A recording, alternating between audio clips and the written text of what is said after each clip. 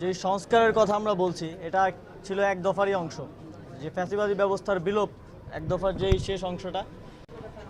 আমরা তো শেখ হাসিনা সরকারের পতন হয়েছে অভ্যুত্থানের মধ্য দিয়ে, কিন্তু অভ্যুত্থানের এক দফার যেই মূল অংশ ফ্যাসিবাদী ব্যবস্থার বিলোপ, সেই ব্যবস্থার বিলোপের জন্য যেই সংস্কারগুলো অত্যাবশ্যকীয় সেগুলো করার উদ্যোগ নেওয়া হয়েছে এবং এটা জনগণের ম্যান্ডেটের ভিত্তিতেই হয়েছে।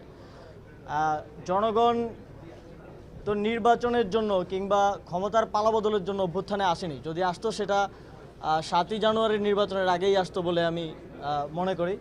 তো এই অভ্যুত্থান হয়েছে স্পষ্টভাবেই ফ্যাসিবাদী ব্যবস্থার বিলোপের মধ্য দিয়ে জন্য। আমরা যদি যেই ব্যবস্থাটা বিদ্যমান আছে এটার সংস্কার না করে দিয়ে যেতে পারি, আমরা মনে করি যে সরকারি ক্ষমতায় আসুক, যে কোনো রাজনৈতিক সরকার এই অটোক্রেটিক একটা সিস্টেমের মধ্যে সে নিজেও অটোক্রেটিক হয়ে উঠতে বাধ্য হবে। তো সে কারণে আমরা মনে করি এই সংস্কারটা অত্যাবশ্যকীয়।